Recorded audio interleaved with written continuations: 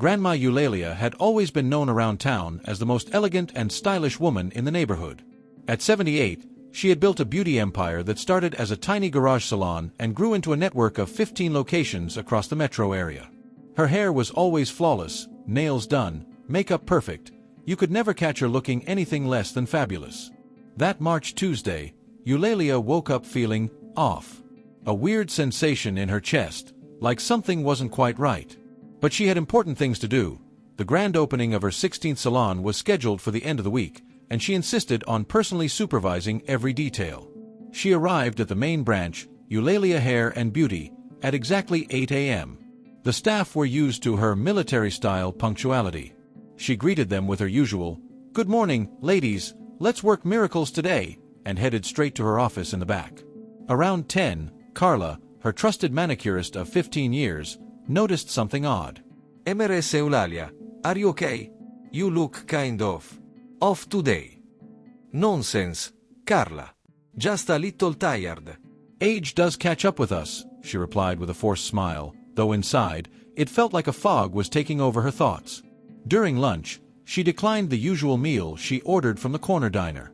She felt a strange craving, like she wanted something else, something she couldn't quite name. Even the smell of hair chemicals, which she normally disliked, now seemed appetizing. By 3 p.m., while supervising a keratin treatment, Eulalia started to stumble. She grabbed the back of a client's chair, struggling to breathe. "Ladies, I think I'll rest a bit in the office." Fernanda, the senior hairstylist, followed her. "Sciudico la doctor, Mrs. Eulalia." "No need, dear. Just a little discomfort. I'll be good as new in an hour." But she wasn't. When Fernanda checked in at 5 p.m., she found Mrs. Eulalia collapsed on the office floor, lifeless, with no pulse. Panic broke out. Ambulance, police, all the protocols for a sudden death. Her wake was held the next day. Hundreds of people came to pay their respects to the beauty queen of the city.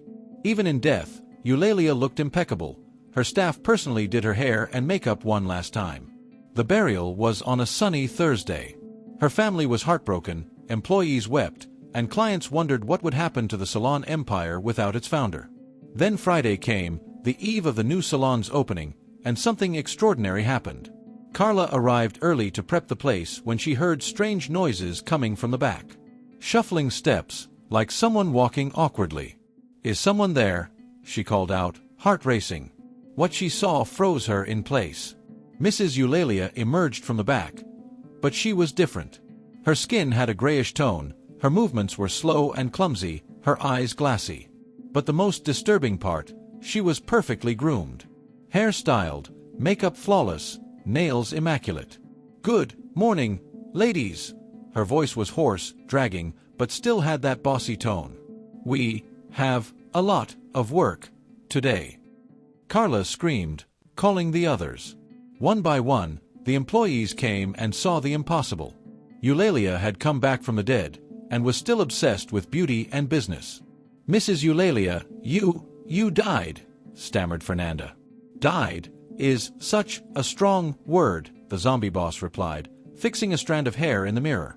"Let's just say, I'm transitioning." The team exchanged terrified glances. "Call the police." Her family, a priest.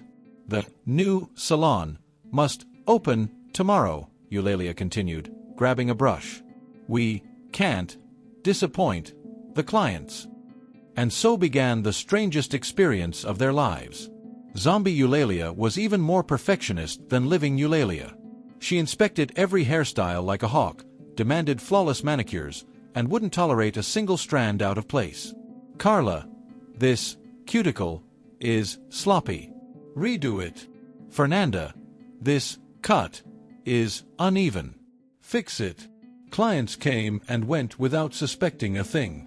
Eulalia mostly stayed in her office, coming out only for inspections. She smelled different, a mix of formaldehyde and luxury perfume, but no one dared mention it. The most amazing part, she was still a business genius. Even dead, she reorganized the staff schedule, negotiated with suppliers, and closed $1 million deal to become the official beauty chain of a major shopping mall. During phone meetings, her voice almost returned to normal. Good morning, dear. Eulalia speaking. About our proposal for the mall. My God, Emeres Eulalia. It's great to hear your voice. We heard you passed away. Unfounded rumors, dear. I'm more alive than ever. The opening of the 16th Salon was a smashing success. Eulalia showed up in a stunning dress, perfect makeup, and a smile that, although a bit crooked, still had its charm. Guests whispered how different but radiant she looked. Must be some new aesthetic procedure, the socialites gossiped. Weeks went by. The staff adjusted. Zombie Eulalia was demanding but fair.